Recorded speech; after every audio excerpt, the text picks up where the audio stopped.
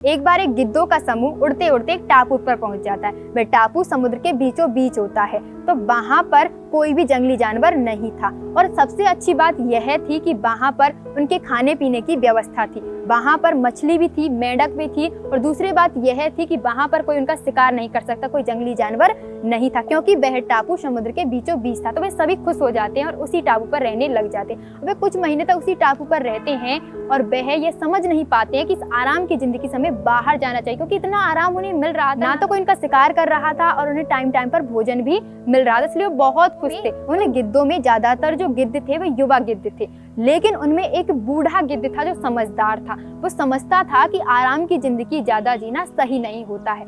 एक दिन युवा गिद्ध मिलकर के ये आपस में बातें कर रहे थे कि हम तो जीवन भर इसी टापू पर रहेंगे, इतनी आराम की जिंदगी को आखिर कौन छोड़ना चाहे, इतनी आराम की जिंदगी हमें नसीब से मिली, हम इस जिंदगी को कभी भी नहीं छोड़ेंगे। तभी इन्हीं बातों को वह बूढ़ा गिद्ध सुन लेता है और वह चिंता में पड़ जाता है। वह सोचता है कि आखिर ये युवा गिद्ध क्या बातें कर रहे हैं, ऐसे ये आराम की जिंदगी में रहेंगे तो ये चुनौतियों का सामना नहीं कर पाएंगे।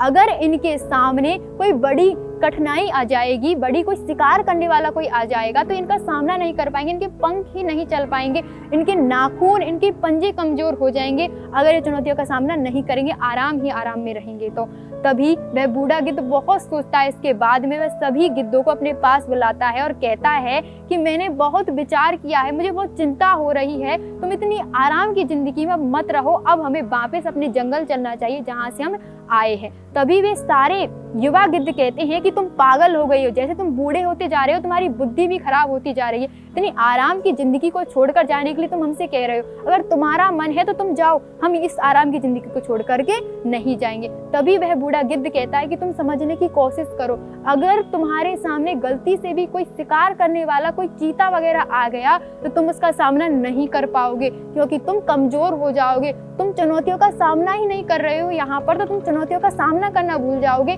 तुम उड़ना भूल जाओगे। तभी वे सारे जो युवा गिद्ध है वो नहीं समझते हैं। वह बूढ़ा गिद्ध उन युवा गिद्धों को बहुत समझाता है, लेकिन वे नहीं समझते हैं। फिर वह बूढ़ा गिद्ध अकेले ही उस टापू को छोड़ करके चला जाता है। उसके कुछ महीने बाद वह बूढ़ा गिद्ध सोचता है कि क्यों ना उन युवा गिद्धों से मिलने जाया जाए, वह आराम की जिंदगी जी रहे, उनसे बातचीत की जाए। वह जाता है तो वह देखता है कि टापू का नजारा कुछ और ही है। वहां पर चारों तरफ गिद्धों की लाश पड़ी हुई है, चारों तरफ खून है।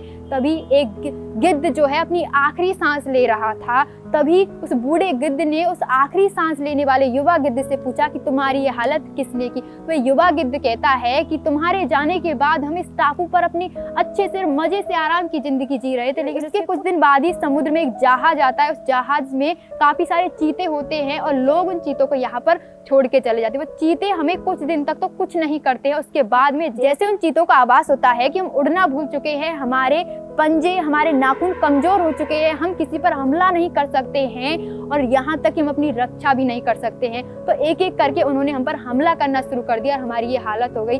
जिस दिन तुमने हमसे कहा था शायद हम उस दिन चल चलते तो हमारी ये हालत नहीं होती। इस कहानी से हमें यह सीख मिलती है कि हमें कंफर्ट जोन में, आराम की जिंदगी में ज्यादा नहीं रहना चाहिए। जब हम आराम की जिंदगी में कंफर्ट जोन में चले जाते हैं तो हम मुश्किलों का सामना नहीं कर पाते हैं, उस कंफर्ट जोन में इतने फंस जाते हैं कि वहां से निकलना ही नहीं चाहते। हम चाहते हैं कि हम जीवन भर इसी में रहेंगे और इसी में रह करके हम कठिनाइयों का सामना करना भूल जाते हैं। और जीवन में जब हमारी कठिनाइयां आती है, बड़ा सच आता है, तो हम उसका सामना नहीं कर पाते, क्योंकि हम उनका सामना करना भूल चुके हैं। हमें तो आराम में रहने की आदत पड़ गई है, हम कठिनाइयों का सामना करना भूल चुके हैं, हम कमजोर हो चुके हैं। इसलिए चैलेंज वाली जिंदगी में जियो, इसलिए कठिनाइयों वाली जिंदगी में जियो, ताकि अगर आपके सामने बड़ी बड़ी कठिनाई आए तो आप उसका सामना कर सके।